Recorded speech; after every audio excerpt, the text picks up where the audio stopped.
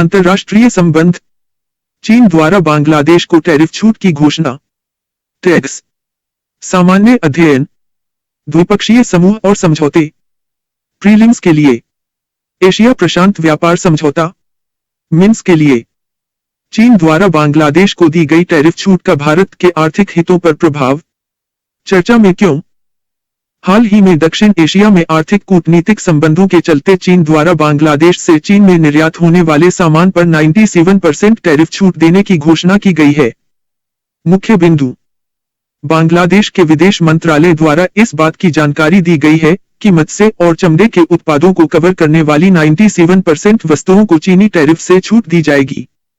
चीन का यह कदम ढाका बीजिंग संबंधों के लिए महत्वपूर्ण साबित हो सकता है। एक महीने पहले बांग्लादेश की प्रधानमंत्री शेख हसीना तथा चीन के राष्ट्रपति शी जिनपिंग द्वारा कोविड-19 महामारी के चलते व्यापार में आई आर्थिक कठिनाई पर चर्चा करने के लिए इस संदर्भ में बात की गई थी, जिसे ध्यान में रखते हुए चीन द्वारा यह कदम उठाया गया है। बांग्लादेश पहले ही एशिया प्रशांत व्यापार समझौते Asia Pacific trade agreement APTA के तहत 3095 वस्तुओं के लिए टैरिफ छूट प्राप्त करता है। चीन द्वारा की गई नवीनतम घोषणा के परिणामस्वरूप बांग्लादेश के अब कुल 8256 सामानों को चीनी टैरिफ से छूट दी जाएगी। बांग्लादेश के लिए इस छूट का महत्व: बांग्लादेश चीन से लगभग $15 बिलियन का आयात करता है, जबकि चीन में बांग्लादेश से निर्यात की जाने वाले वस्तुओं की कीमत आयात के मुकाबले काफी कम है। इस छूट के माध्यम से बांग्लादेश के चीन के साथ व्यापार घाटे में कुछ कमी होने की आशा है, साथ ही बांग्लादेश की अर्थव्यवस्था को मजबूती मिलेगी। चीन की रणनीति: भारत चीन के मध्य लाइन ऑफ एक्चुअल कंट्रोल पर जारी तनाव के बीच चीन अपनी आर्थिक कूटनीति इकोनॉमिक डिप्लोमेसी ऑफ चाइना के तहत भारत के पड़ोसी देशों को अपने पक्ष में करने का कार्य कर रहा है।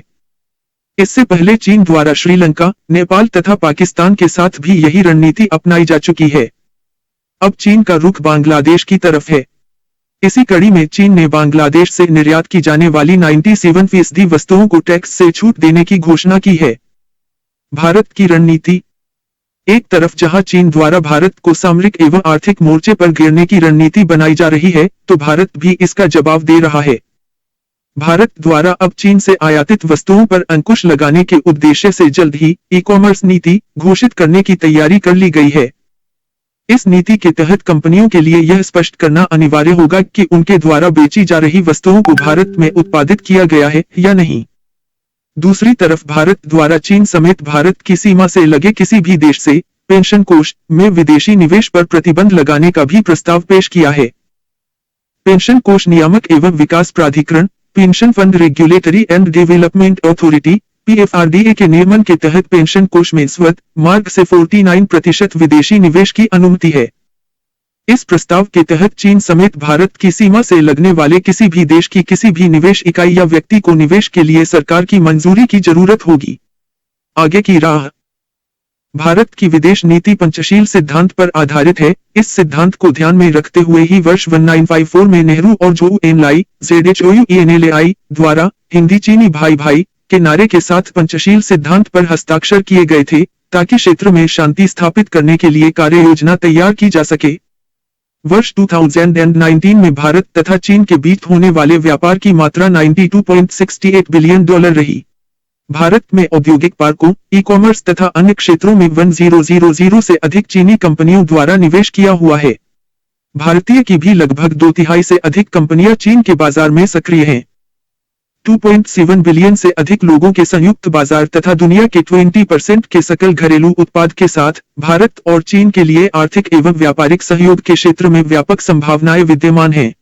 अतः वर्तमान समय में उत्पन्न परिस्थितियों को ध्यान में रखते हुए एक बार फिर दोनों ही देशों को एक दूसरे देश की क्षेत्रीय अखंडता और संप्रभुता का सम्मान करते हुए पंचशील के सिद्धांतों की महत्ता को स्वीकार करने की आवश्यकता है। स्रोत: द हिंदू।